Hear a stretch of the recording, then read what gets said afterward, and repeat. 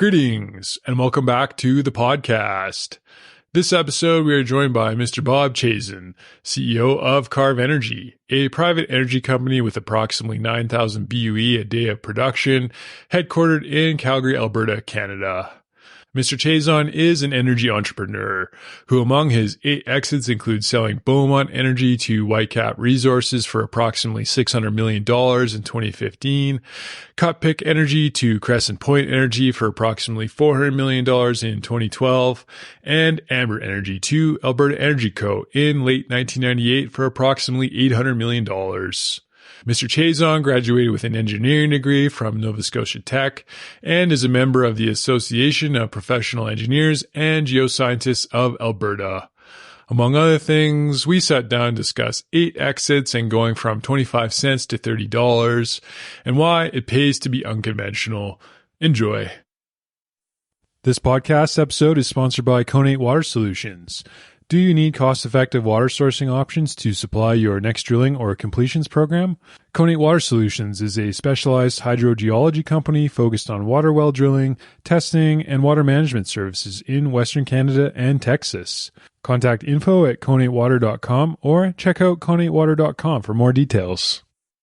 This podcast is sponsored by headracingcanada.com. In partnership with 4-time Olympian Manny Osborne-Parody, headracingcanada.com is offering European factory performance ski gear from its online storefront by passing brick-and-mortar savings on to customers. Check out headracingcanada.com for more info on the 2024 collection and get your high-performance ski gear for the upcoming season.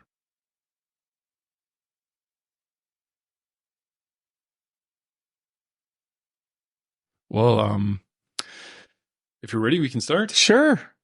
Good morning, Mr. Bob Chaisson. Thank you very much for doing this. Hey, not a problem. I know your time is valuable, but the listeners will really appreciate your... Okay, I'll try not to sound stupid and say some words of wisdom. I am overdressed today, too, so apologies. You're, yeah, you are. That's okay. I thought I'd play it You safe. never know. You always have to play it safe. Yeah. For the listener, you are the CEO of Karve Energy, but what is Karve Energy?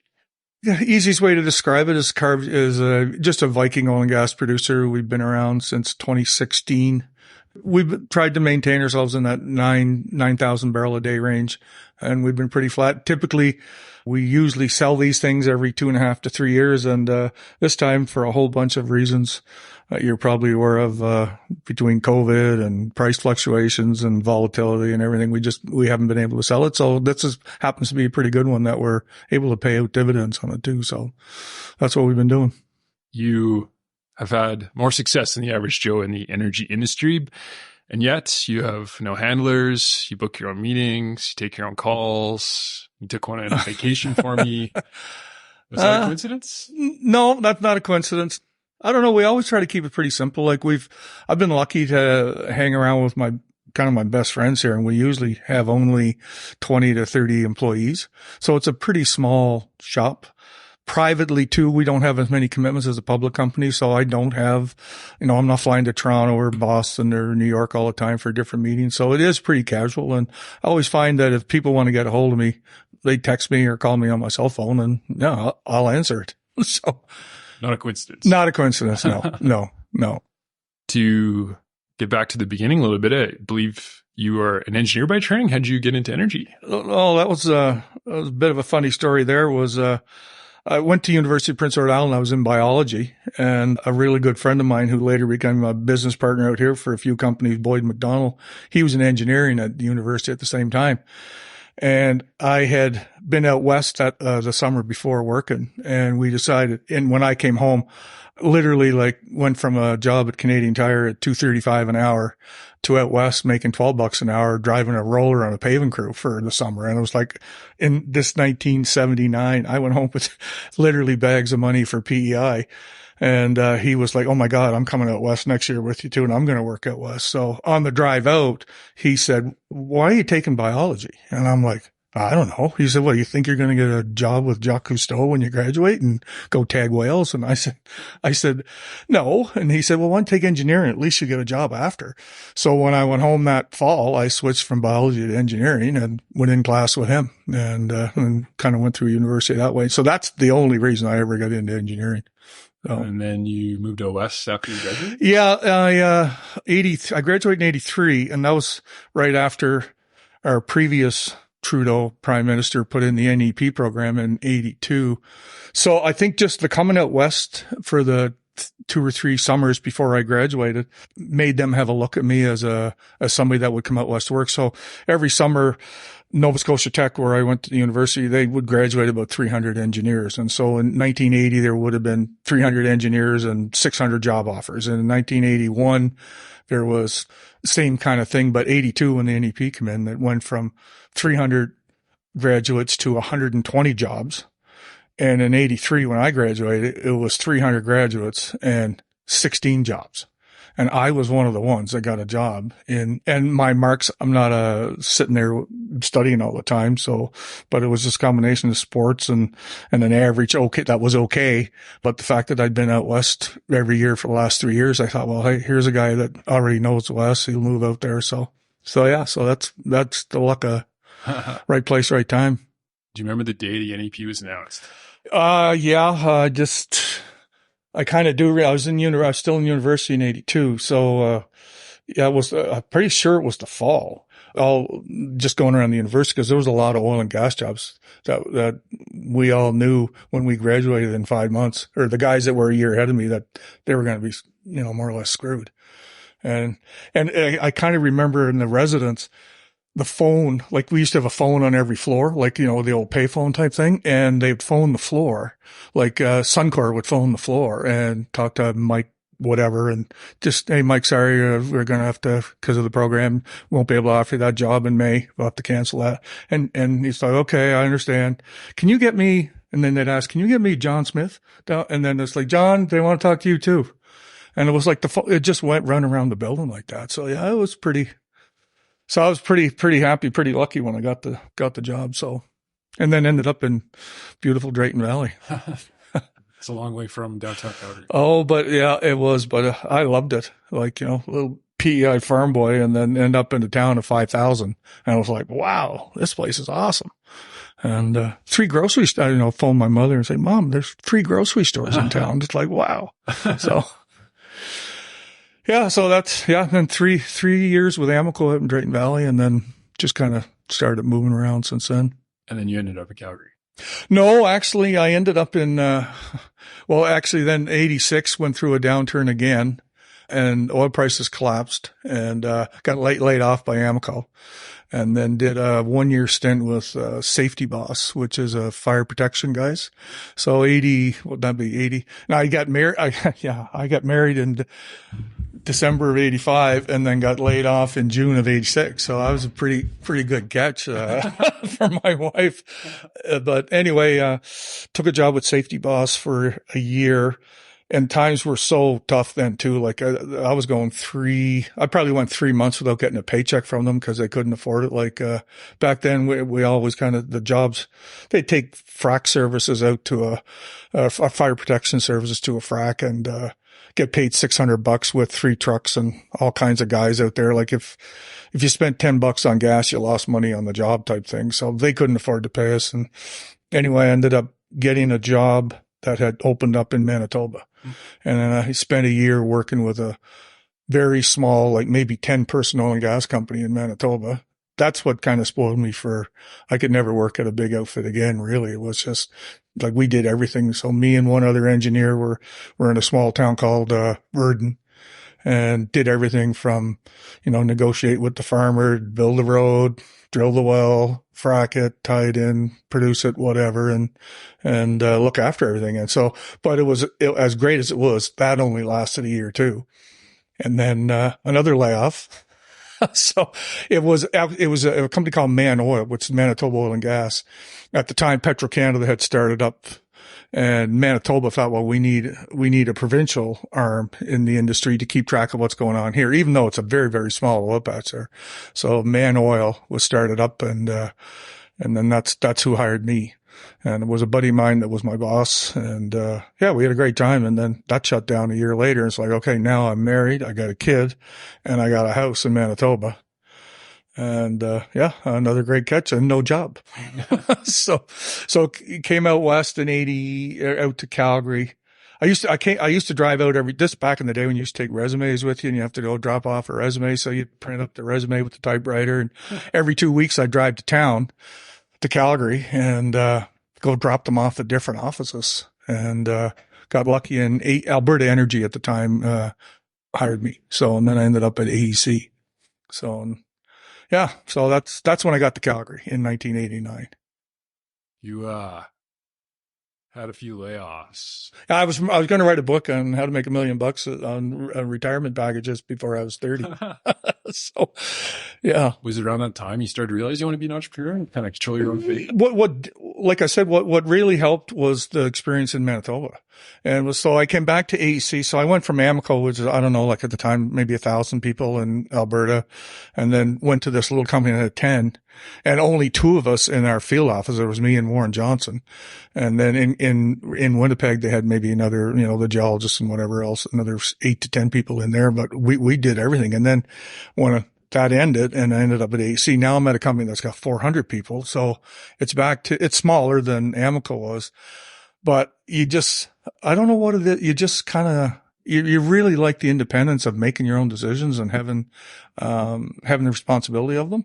So when I'm back to AEC, and they treated me good. I mean, they paid to move me to Calgary, and they took care of our moving expenses and sold the house for us and all that crap.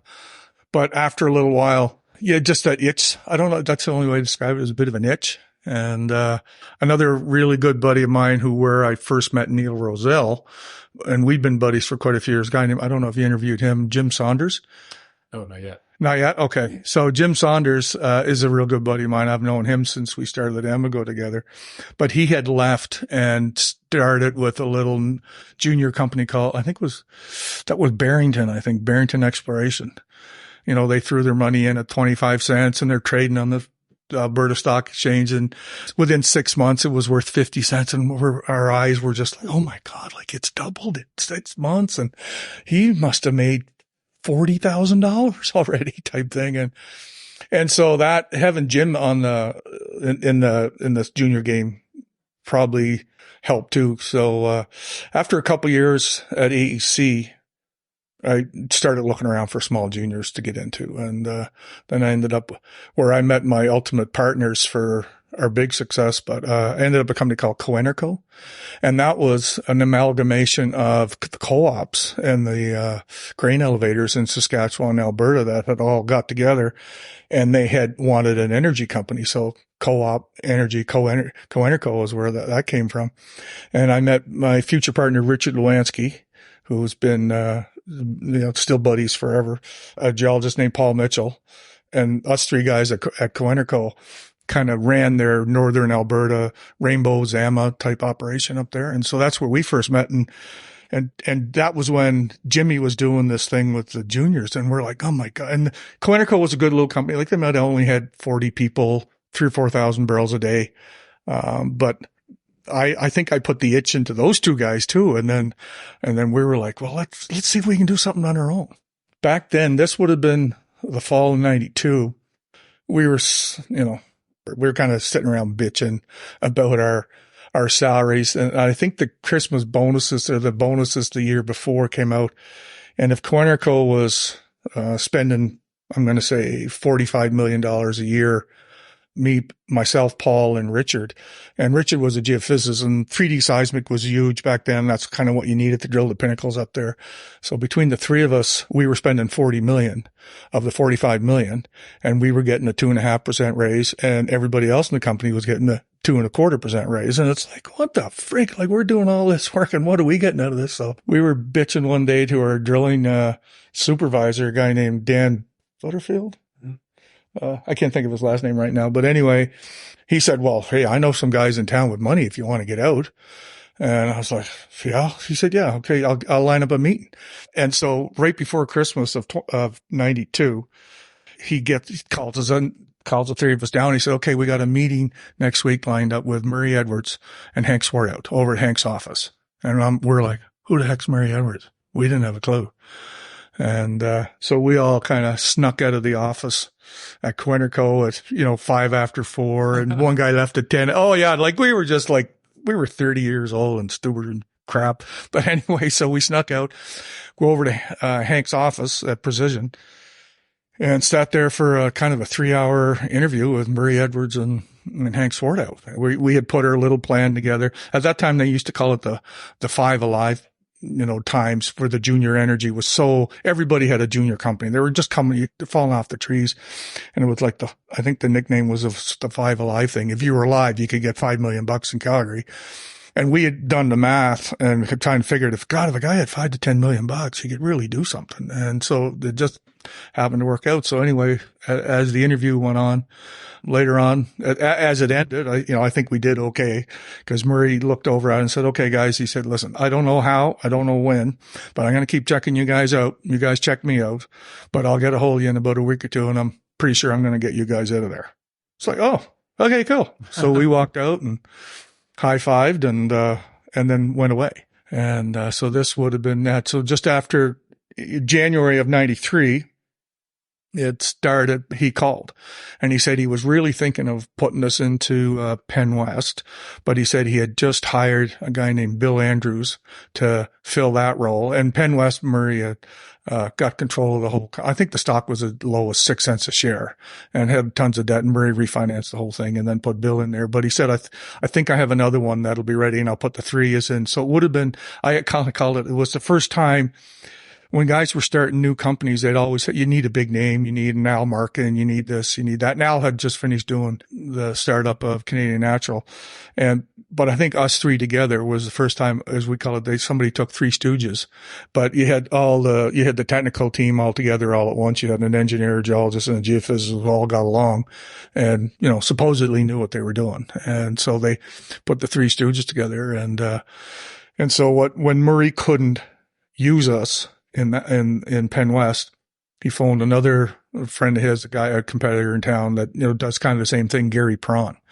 And so Gary was just doing a recap of some ranchman's assets and met us. And then Murray handed us off to Gary, and Gary took us in February of 93. We quit and went over and started this thing up. And my wife was in the hospital at the time. So after my layoff history, so my wife is in the hospital at the time. We're having our 3rd child. And I said, okay, I'm going to mortgage the house. We're doing this startup thing. And literally she gave birth the day that we quit, or the day before we quit and started up. And, that was the start of Amber. Murray would have been around maybe the same age as you guys at the time. Yeah, he a little bit older. Yeah, a little. I think he was, but not much. Like him and Brett Wilson were probably, like, I'm 64 right now, so I'm going to say Murray might be 66. He might even be younger. I mean, he was so freaking smart. I have no idea how old he was. He might even be younger. Like, I don't know.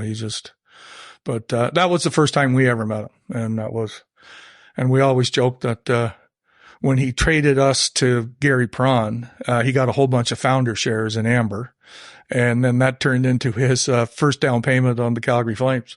So he sold the Amber story was pretty, it was crazy. It was just crazy for us. That's, we put everything we could into it, and it was hardly anything, and it just turned out unbelievable. So we did a 25-cent equity raise in 93. And then our whole plan, especially Paul Mitchell is another East Coast guy. He's from Amherst, Nova Scotia. He's not far from where Mike Rutherford grew up. They're both kind of in the same kind of area. But Paul Mitchell and I were doing the maths like, okay, we're in a 25 cents. God, if we could get this to $1 in 5 years, we'd be laughing, and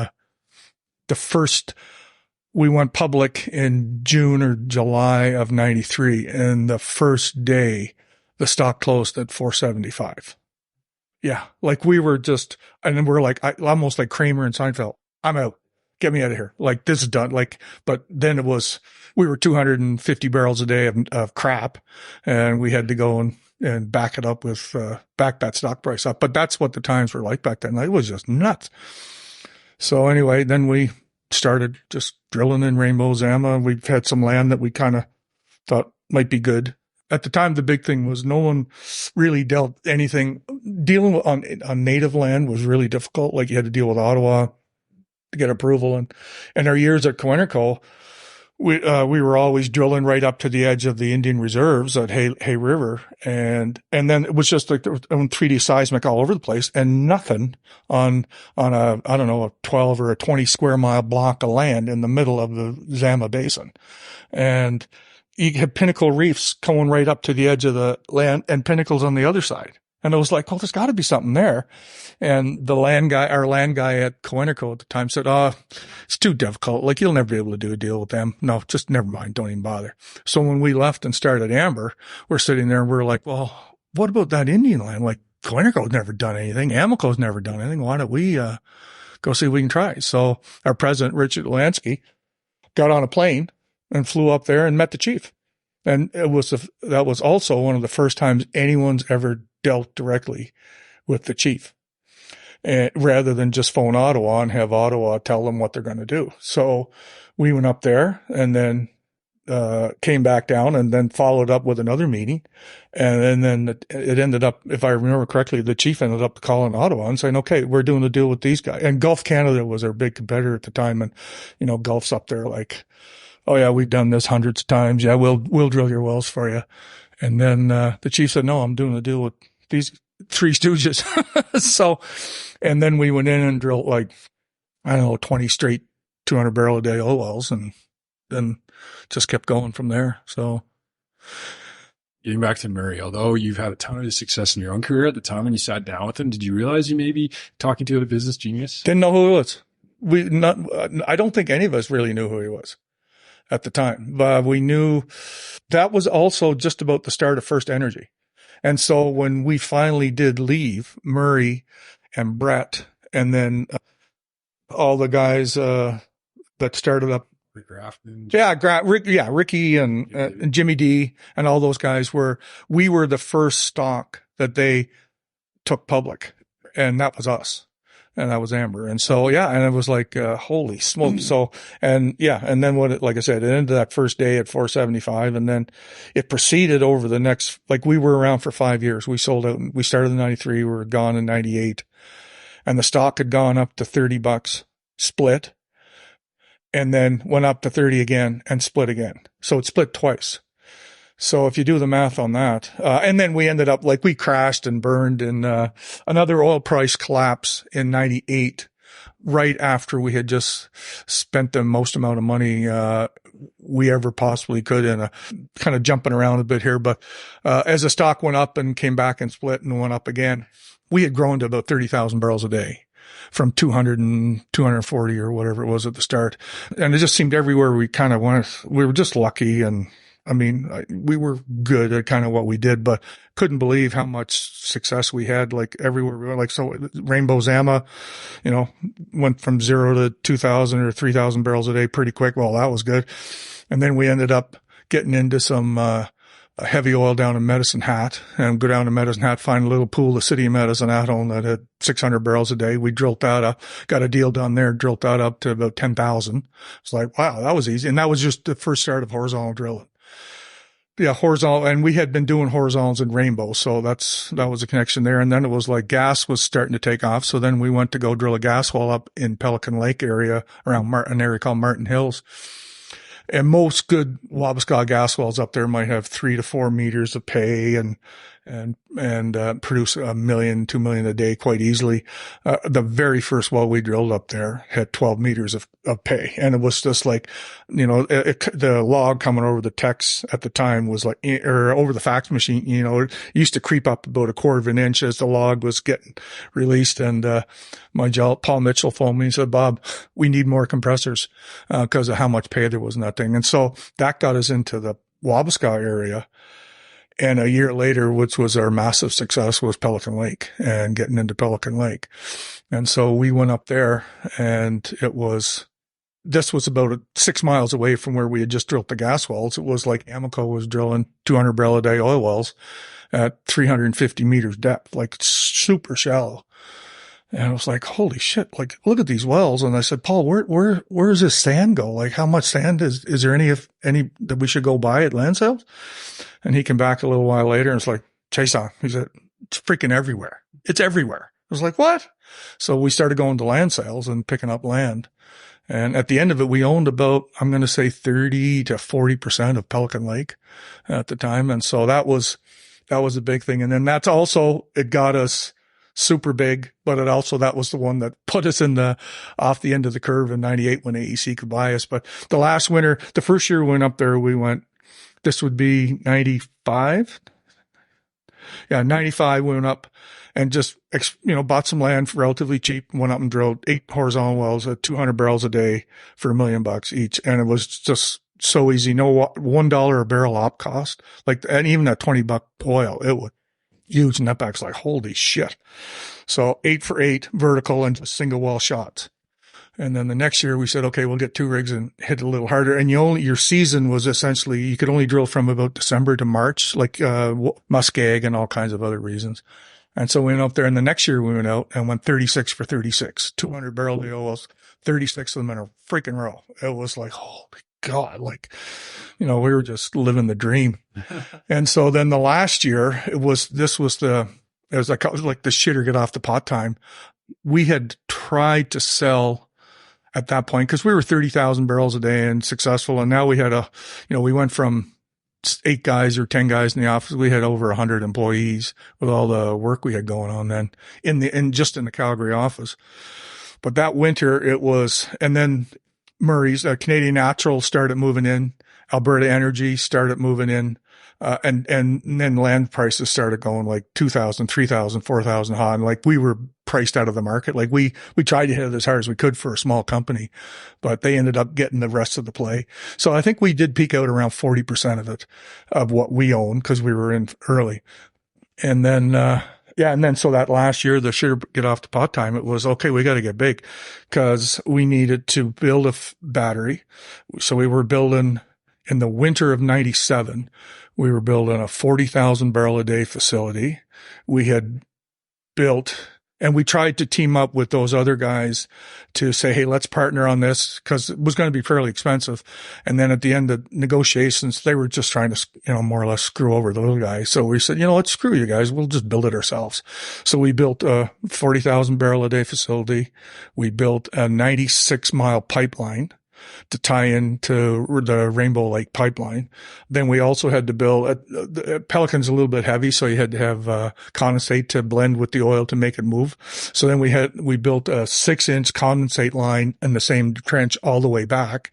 So our condi would go down from our battery to get it to the refinery, and then they would pump the condensate back up that line. So we had the same condensate kind of recirculating just to get the oil down. So that was pretty cool. And then we had to go right out to the facilities, but I think we had 10 drilling rigs going. We had 10 service rigs completing them. We had a road construction crew. We had lease construction crews. We were building the facility, and then we still had satellites that we had to build to tie all the wells in.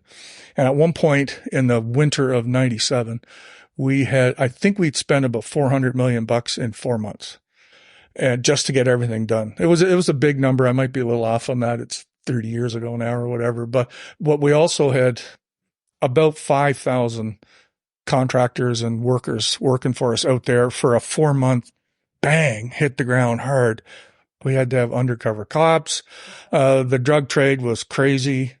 Speed traps trying to get truckers. Oh yeah. Then you think of all that construction going on, and you're still trying to move oil through with B trains and on muddy, dirty roads. And anyway, that was a shit show. So we had just spent all that money, and then oil prices went from like 25 or $30 a barrel to $8. And for the first time ever, we had a ton of debt, and oil prices were in the tank. So that was a big problem. And then the next big problem after the first 2 years of drilling 100% success, 8 out of 8, 36 out of 36. The last year we drilled 116 wells. I think it was 116 wells in that window, that 4-month window. And because we were putting all the facilities in, we were like, well, don't put tanks out there, because we're just going to yank the tanks out. So we had a bunch of wells that we didn't tie in right away. And we said, let's wait till we get the pipelines out and the satellites built and everything, and we'll turn them all on afterwards. Well, what happened was out of that 116 wells, I'm going to say there was probably 20 that didn't come on at the 200 barrel a day rate like all the others. Some had water issues. And some were making 1 million, 2 million a day of gas and no oil. And it's like, and that 20% of our production under our forecast, and oil prices collapsing, that was poof. And as soon as we did that, like our stock went from about $25 down to $7 and then down to $3. Yeah. So, and then the day it hit $3, AEC, Gwen Morgan over at AEC sent over the offer to take us out. And I can't remember what the first offer was. I think it was like $650 or something like that. And it's like, holy shit, no way. And we fought, whatever. And we ended up selling at $7.25. I think it was something like that, a little over $7 a share. But that was quite a ride though for 5 years. It was, yeah. So, it's pretty hard to beat 25 cents to $30 with multiple splits, but along the way, you've had multiple exits. Is there one that really seems to stand out where you kind of seem to hit it out of the park more than the rest? Oh, well, that one for sure was, at the end of the day, Amber was 6 cents to $7. So yeah, that's just, but by the time we did that one, we sold that in 98, I would have been 38. Just too young to, 38, 39, yeah. Too young to quit. And after 2 weeks, we were all kind of bored again. And, we started putzing around doing something else. So the next one that sticks out a little bit, and it was just, I give Boyd McDonald a lot of credit for this. That's my buddy from PEI that came out with me when we were kids. So he was my, COO and partner for quite a few of these companies. And, Beaumont was one where, every time oil, and this was our seventh one, I think. So this is the one we sold to Whitecap. And, so that was 2012. We started that in 2012 and sold it in 2015. But you could count on your finger the number of times that oil ever hit $100 a barrel. And so in 2008, it had that big run up and then fell back down again. And everybody was like, oh, that'll never happen again. That'll never happen. But then in 2013 and 14, as we were drilling out in Saskatchewan, prices started to climb up. And so we were having great success too. And that's another one of the Viking companies. That was our fourth Viking company. But as we're drilling, and we bought 1,000 barrels a day there, and now we're doing about 5,000. And he was starting to see, and he's a oil price marketing guru up the yin yang. So he's saying oil's $100. We got to lock it in. It's like, okay, let's lock it in. I'm not going to argue with him. And so we're locking in oil prices at $100 a barrel. Every time oil hit 100, he'd lock up some more production. And so about the fall, we sold in May. That one sold May of 2015. In the fall of 14, and what we loved about that was the first time we had a big enough package. Like, it was only 72 sections of land, but it was all contiguous, one big block, and there was 1,000 vertical wells on this. And this is what we're drilling horizontals in and taking it from, it was 660 barrels a day. That's what it was. And we drilled it up to 5,000. But we were water flooding it too. And so that was our first big run at water flooding, and it was working good. And we're like $100 a barrel oil. And God, we only have a 70 section block of land. It's like, how easy is this? It's like, this is too easy. It's like, let's keep this forever. And that's when we were thinking about, well, maybe we'll buy that building over there and just sit here and cash checks. So anyway, as oil's hitting 100 and we're locking up these 1 year hedges, he said, okay, I know this can be tough, Bob, but I think we got to sell. I was like, what do you mean? He goes, oil's going to fall. I was like, what? Oh, it's $100. And so he sat us down, the executive, and gave us like a 2-hour presentation on where oil was growing, what's going on here, what's going on in the States. And after 2 hours, we walked out of that in I'm going to say October, November of 14. And saying, okay, we'll lock, every time oil hits 100, we're locking it up, but it's time to go. It's going to fall. And, so then we put the company up for sale. I'm going to say January. Oil had just started to fall a little bit at that point of maybe the last part of 14, it fell a bit, but everybody in town still thought, it's coming back.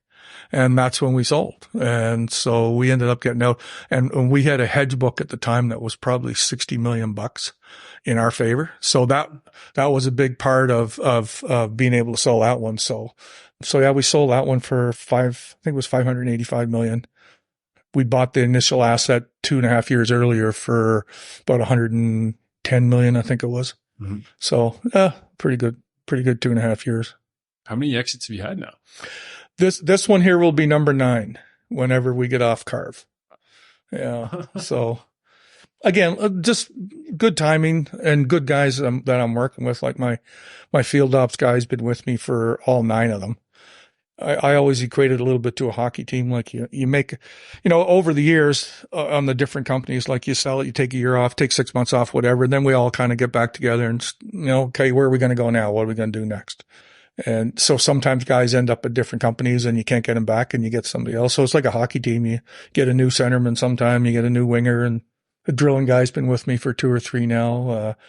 Derek, our president here, this is his second one. He started with us. He came out of First Energy and joined us, in Beaumont. And so that was his first, as I call it, to the dark side. He came out of the dark side's the bankers, but, anyway, the Shark Tank. Yeah. So he came over to us and, wanted to get back on the production side. So, and Kenny McNeil and my VP land, we've been together for about probably 6 or 7 of the 9. So yeah, it's been fun.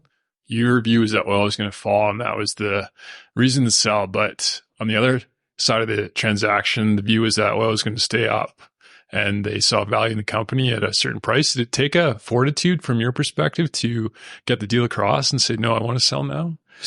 No, we've been... Even getting that one was a funny story too. So we've had private equity guys involved in this before, and they have given us a lot of slack. And that's part of the thing. Like, Amber, we went public, and we only did one other public company after that. And that was, Atlas, jumping back again too. So after Amber, we did a Castle River, was a private one. And then we moved Castle River into Atlas, and that went public. And then ever since then, everything's been private. So the first private one, looking for something small to do, myself and Richard and Pat, my old CFO, James Lowe, we ended up buying a pool in Saskatchewan when the Viking had just started. So this was 2008. Some guy had gone out and drilled a horizontal well in the Viking. And at the time, the big change was after we sold Atlas, like I'd taken a year or more off, and I wasn't really planning on doing anything, I don't think, at the time. But ended up, what had changed in that 2 years was you were finally able to frack a horizontal well. And Crescent Point was doing these out in Saskatchewan and drilling those horizontals and multi-fracks. It's like, wow, you can actually, because when we were drilling them in the 90s, you just drill the horizontal well and hope, hope to God it worked. And now you could frack them. So you could go back to all the tight plays that didn't work and frack them now and say, holy shit, that should work. So when the Bakken started to work and then the Cardium started to work up in Drayton, it's like, holy geez, like I'm thinking like the Vikings got to work. And so I found this little pool in Saskatchewan called Plenty, and myself, and it was a 28 sections of land, 60 barrels a day from 100 vertical wells. And me and 5 buddies bought it for like $3 million. And we thought, well, let's go drill $1 million horizontal well and see what happens. So this was going to be our little retirement thing. That was another little office that we had in Kensington, not far from you, on, what's the sushi place there? Kinjo. Yeah. We were right across the road from Kinjo. Right. And, in the little dental building or doctor's building there. And we had a little office in there. And so we went out and drilled our first horizontal well in the Viking. And this was, cause I kept saying to myself, somebody has got to be drilling. And then we seen that I think, Reese Petroleum had drilled a horizontal in Dodds Land and got like an 80 or 100 barrel day well. Like, look at that. Unbelievable. And we had just bought this pool and we're like, okay, timing's perfect. So we went in, and just at that time, so this would have been 2009.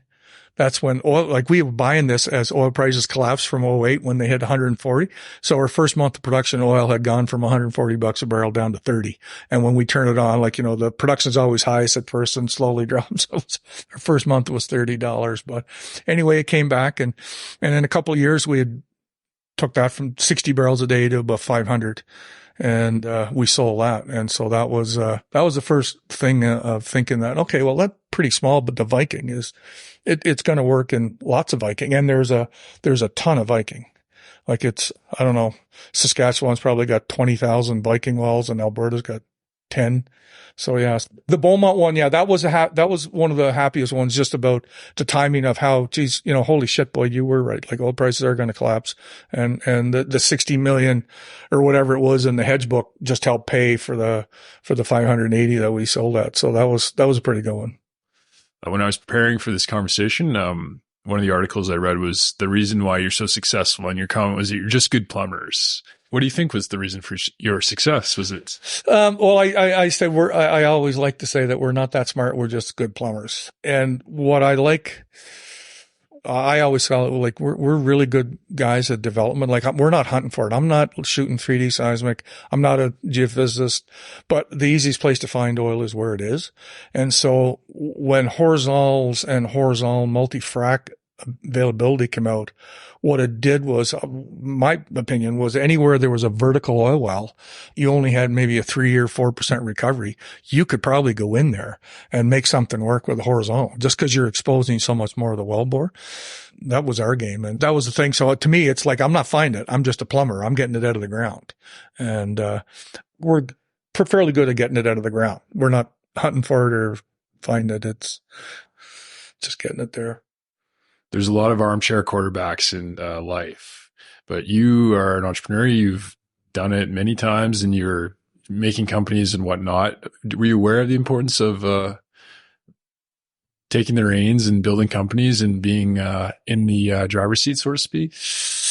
Yeah, I guess, I mean, I'm gonna have to say yes to that. I get the thing that to me, though, what makes it work so good all the time, it's a team thing. Like one guy can't do it all.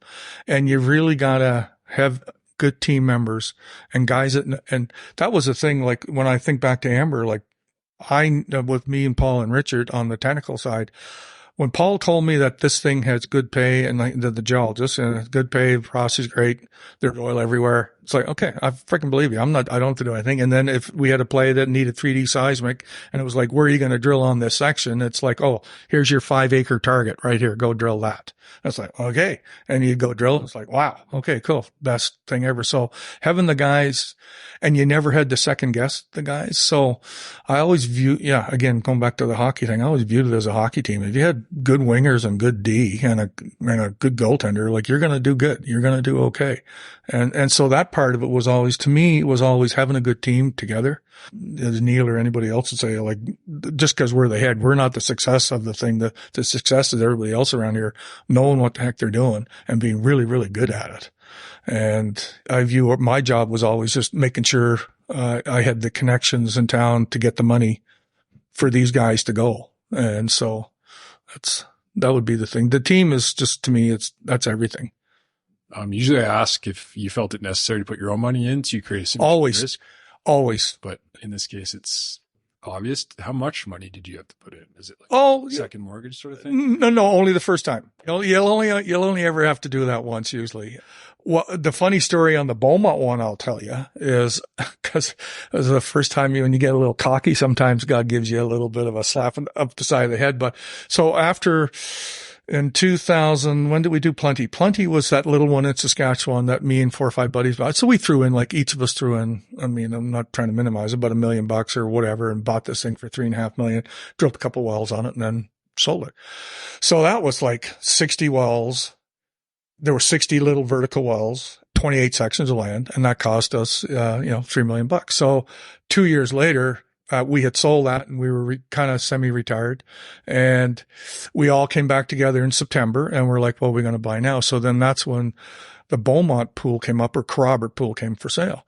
And so at the time we were looking at, and our little thing that we just sold, it was 8 miles away from this thing. And now this thing, instead of 100 wells, it's just 1,100 vertical wells. And instead of 60 barrels a day, it's 600 barrels a day. So it's 10 times bigger. We needed a lot of money to get this. And then when we got the reserve report and everything, it was like, holy shit, boys, this is going to cost over $100 million.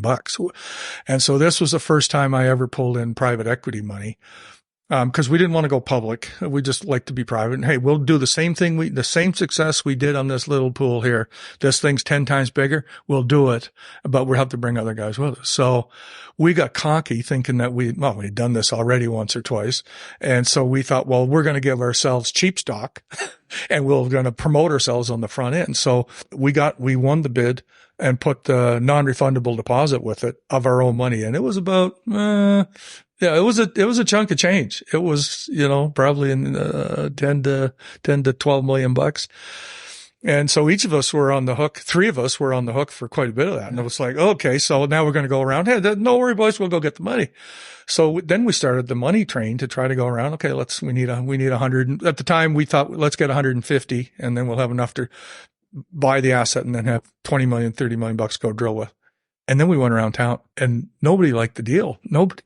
And we're like, what? We're not only we're going to get the asset, now we're going to lose our deposit, our non-refund. It was like, okay. So then the squeeze play really started as the deadline to close the deal came down. Then the private equity guys pushed back.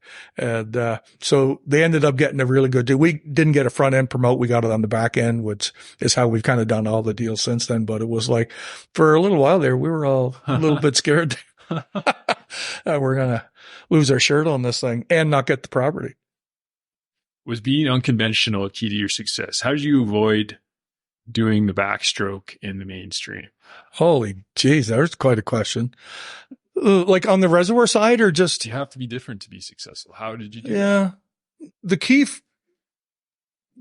one of the keys that I always thought that we did was I always thought I want an asset that somebody else wants. We want good assets. We want something that somebody else wants to buy off you. So our whole game at the time was find unloved assets that haven't had any money left. And the Viking happened to work out really good for us because typically vertical wells where we were buying like on that Beaumont one, like I said, 1,000 vertical wells doing 600 barrels a day. It's 0.6 barrel a day average. Like who cares? It's everybody viewed it as liabilities and you. Not us. Like exactly. So that's how we viewed it as, well, God, all we gotta do is go drill a couple of horizontal wells in this thing and it'll be back up to a couple thousand barrels a day in a year. And it was. And that's exactly what we did. We might have drilled 30 horizontals and all of a sudden the thing's up to 2,500 barrels a day from 600. And then we just slowly build it up to 6,000, water flood a bunch of sections and sell it. And so that's the unconventional part. Just seeing through at the time, everybody was really, really fearful of ARO and abandonment liabilities. And we have been doing this so many years now. Like the ARO is, to me, it's like, I don't know, we view it as, well, it's something everybody discounts the property by. So if a property's worth 100 million on the production and they got 50 million in liabilities, you buy it for 50 million. Well, then you find out that in our case, what we always found out was that 50 million. Well, it's not 50 million liability. It's like 20 million. And you do it over time. And so and on this one in particular, like Karve right now, like there was a huge ARO with this thing. And in a couple of years, like within a year of buying it, we sold off probably a quarter of the assets, but got rid of 50% of the abandonment liabilities to other companies. And then we've been abandoning probably 30 to 50 wells a year every year that we've owned it. Mm-hmm. And instead of $50,000 per well, as the AER puts in their estimate, it was costing us for a long time $16,000 to abandon wells. And so we're getting wells off the table all the time, and the ARO is not quite as big. And so that's like your free loan and you're buying the asset for cheaper is how we kind of viewed it. Nowadays in school and kind of society, the idea is to become employable. And that's the goal for young people and kind of forced into that mentality. Did you ever think of it in the sense that you wanted to go make companies raise money and drill wells and that you wanted to not just be employable and you wanted to start companies, be an entrepreneur? Never crossed my mind.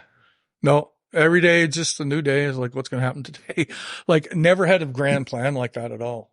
Just trying to make money. Yeah, trying to make money, have the wife and kids taken care of and, have fun.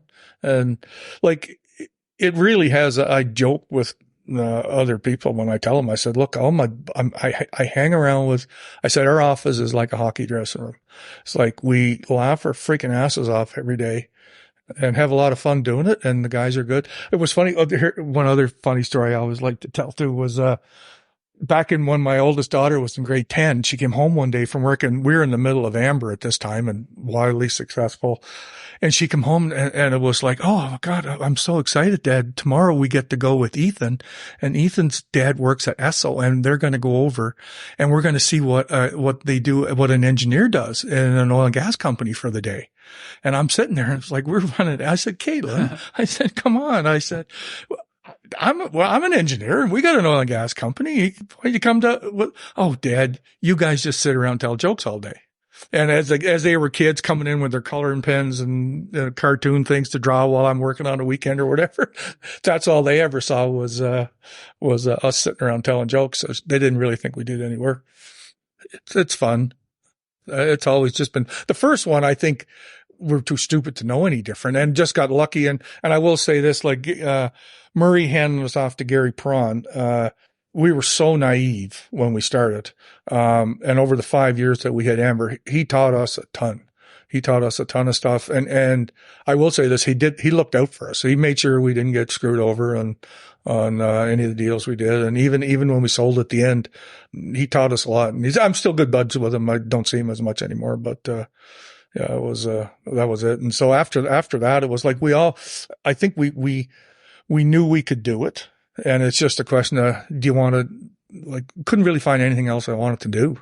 It was like, we play Monopoly every day for with oil and gas assets, and you'd try to buy a crappy one and turn it into Park Place and then sell it. And for a bunch of years, I mean, yeah, and the other thing I think Neil might have said it once too, was like, what we always learned was, if you just to make the math easy, if you got 100 sections of land and you go drill 25 to 50 horizontal wells on it, you can cover 40 to 50% of your land, prove it up, space the wells out, but leave lots of meat on the bone for the next guy to come in. It's like, hey, look, here's the asset.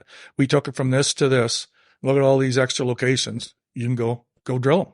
And because the bigger companies were always looking, Crescent Point or Whitecap, they're always looking for expansion areas and stuff they can tuck in. And so that's what we always did.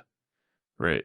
One question I had for Mr. Neil Rizal was that sometimes people know you want to sell, and how do you make sure you get the value for your shareholders when people know you want to sell? We always want to sell. We're always for sale. Every company is always for sale. But then on the flip side, people know that. Yeah, I think one thing that we do pride ourselves on is we try to treat ourselves as a public company. Like, we don't hide anything. Like, if anybody wants to know what Karve's doing, we have a website. You don't need a password. You just type in Karve and you can see what Karve's doing, and we'll show everybody where we're drilling. So everybody what we're water flooding. And then they can go back to AccuMap or GeoScout and search it out themselves and see what. So that's what we were always building, was an asset to sell. And I don't think there's anybody in town that didn't know we would sell. Like, I don't think that would scare them, saying, oh my God, Chaisson wants to sell. Like, it must be over. It's like, no, it's like, we try to drill this up and still leave tons of upside left for the next guy. And, yeah. And so, like, when I look at Corroborate in Saskatchewan, the Beaumont deal, we sold it at 5,000 barrels a day in 2015. And, I always go back and check a lot of our old properties, and Pelican Lake too. I still go back and look at that one. That one hurts a little bit, but only because it's still like 25,000 barrels a day flat for 25 freaking years. But anyway, on Whitecap, I mean, Grant's whole thing was, just spend less capital than the cash flow. And then that cash flow gets used for part of the dividend that they pay out every month. And so they every couple of years, they drill up to 5,000, slowly declines down to 3,000. And a year and a half, 2 years later, they, spend 15, 20 million bucks, drill it back up to 5,000 and pay 10 million bucks out every year. Just to report that portion of that asset pays, 10 million or whatever. And they'd always have excess cash flow. Here we are, 2023, and it's still 3,000 to 5,000 barrels a day. Yeah. And doing what it was doing all along. So yeah, just build a good asset and somebody will buy it. Companies private nowadays, you have done public companies, but obviously that was a choice. How important do you think it is to have, in the case of a private company, people you trust and people on your board that you trust that aren't going to maybe turn around and sometimes in the case of a public company, stab you in the back as the CEO? Yeah. It's really, you have to trust people everywhere. And it's just, I mean, I don't think I'm any more fortunate than lots of other guys. I mean, I think everybody in town that runs, if you run a good company, you're going to get that trust. You're going to get that respect. Like I have to say, our private equity guys, Azimuth Capital here in town, and then Carbon Infrastructure is their new name, but they're the best private equity partners I've ever had. They literally, we have to call them up every once in a while to tell them what we're doing because, and they both have a seat on the board so that we get together 4 or 5 times a year and they get to see what we're doing. But yeah, they've never once tried to backstab or anything. So yeah, I don't know what that feels like. Just lucky that way. I know you can't talk about it much, but maybe a couple of questions for anyone interested in the operations of Karve nowadays. Yeah. I think you've, if I'm correct, recently just purchased some new Clearwater assets. Oh yeah. No, I can talk about that. Yeah. It's on our website. It's all right. I guess the question would be why? What's the idea? You know what? The reason is, obviously, over the last bunch of years, we've always been able to sell every 2.5 to 3 years. So this, as I joke with my kids, I was telling them, this is the longest job Daddy's ever had. So we started this one in 2016, and a number of things have gone on. Like we had it built up, cleaned up, sold off the liabilities, and had 10,000 barrels a day to sell in 2018. And we were ready to sell. So that would have been a 2-year flip. And just as we're ready to do that, the differentials blew out in 2018 and totally collapsed. It's like, oh man, are you freaking kidding me? Okay, so let's drive on. Luckily for us, we had such a big asset. This is the biggest asset base I've had since Amber days. Most of the other ones were pretty small, but this we had close to 1 million acres of land all through central Alberta, and 2,500 vertical wells, and then as we're drilling our horizontals. So 2018 ends, 2019, everything starts, the differential comes back down, prices are good, and we're getting ready to sell again. And so now 2020, first part of 2020, we're literally ready to put the freaking VDR together and sell. COVID hits. Oil prices collapse. And it was like, oh God. So that took the next 2 years of, I think we got as low as, we only drilled 23 wells that 1 year. Basically stopped drilling and just slowly let production drop off a little bit. And so that stretched it out. And now we're back up again. And so what we're finding is Ian's done such a great job on the Clearwater. I mean, the spur in my career, it's probably one of the best stories I've ever heard. What Ian's pulled off over at Spur. It's incredible. So, but everybody wants that now. That's what everybody wants. Everybody wants the 200 barrel a day well that comes on that's only, 400 meters deep, and you don't have to frack anything, and you just drill multi-arm legs off the thing. There's no fracking, there's no water, you don't have any of that crap. So that's what people want. That's the flavor of the day. Nobody wants Viking wells. Nobody would buy 1,000 vertical well project on 70 sections of land at 600 barrels a day. Nobody right now. So, and I think that's the thing we found out now is that I think, we got to get something else in the till that the Viking alone, even though our Viking pays off every, 4 to 6 months, the wells are paid off and it's free cash flow, light oil. I mean, they generate so much money, but we had to get something else in the till to add some more production. We don't want to what we're really trying to do on our Viking asset is drill less primary wells where we don't have water flood. We only want to drill where we're water flooding.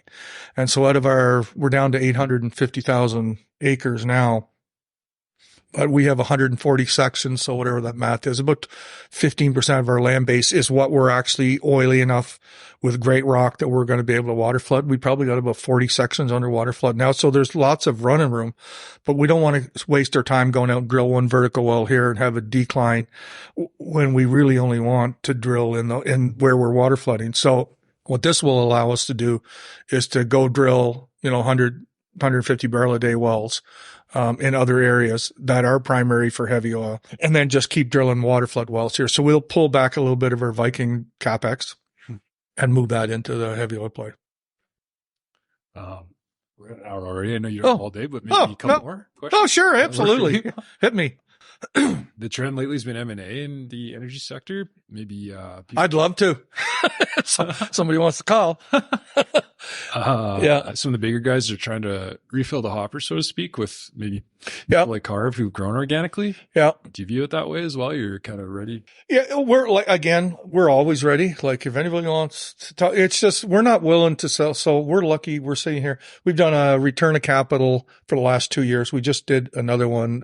We announced it about 2 weeks ago. The checks will be going in everybody's account here tomorrow on the 15th, but we have no debt. We essentially have no debt. And so at 9,000 BOEs a day, we're not giving it away. I mean, the multiples that are out there now, 2 times cash flow, it's just, that's not, no, we'll keep it. We'll keep doing this and keep sending money back to shareholders until the multiples come back. Now, no one's going to see the 6-time multiples like you used to trade at 6 times cash flow, even as high, I think sometimes 8.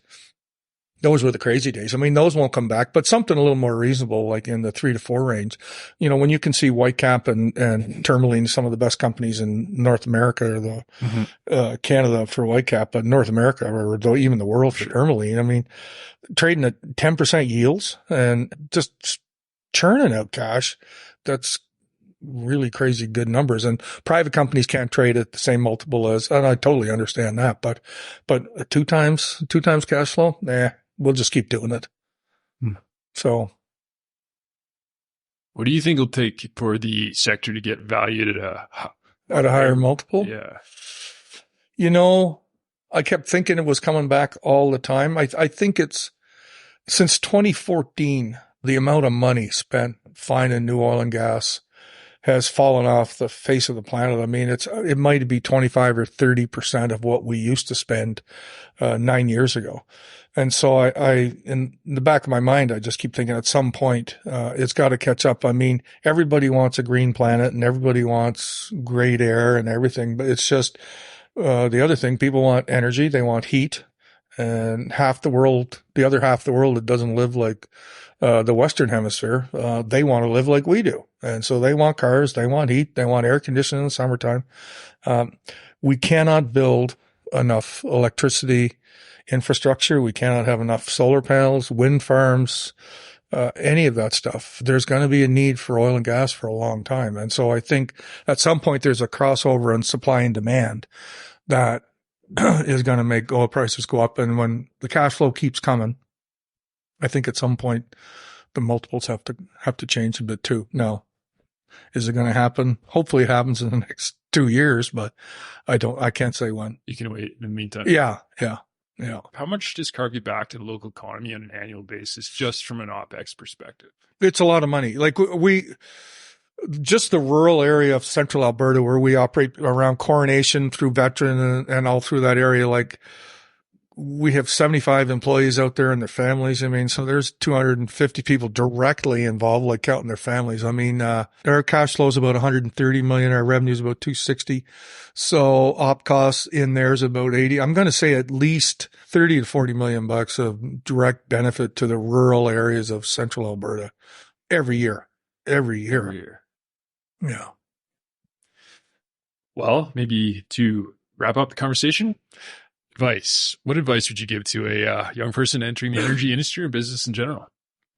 You know, I love to see the young guys coming through, and a couple of my buddies that had sons. Unfortunately, my daughters all, none of them turned into engineers, so they all moved on to different careers. But any of my buddies that have sons and that are in the oil and gas, and daughters too, for that matter, but sure. I don't know any, but I love to see it. It's a great industry. It's really good people in Calgary. Calgary's a great spot. I mean, it's full of a whole bunch of get her done type people. Like none of this, there's a lot of finger pointing and, reasons not to do things. But to me, I always found Calgary's a place that everybody just get it done. Let's do it. What's holding you back? Just go for it. So I used to tell my younger brother one time, just go for the no. Just keep doing stuff. They'll tell you not to do it. Don't be scared. Just do it. You're going to make mistakes. You'll have things that don't work, but 80% of the time you're going to be right. And, don't sweat the small stuff. So that would be my advice. Just give it a shot. Come to the oil and gas industry. I find it very rewarding. Well, that's awesome. I really appreciate your time, and I know a lot of people will also. We'll have a formal conversation there. Thank you very much. Great. Thank you.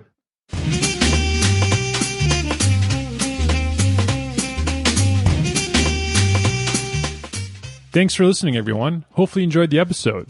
If you liked what you heard, check out roadsbros.ca, where we will have upcoming shows. Until next time, happy coffee drinking.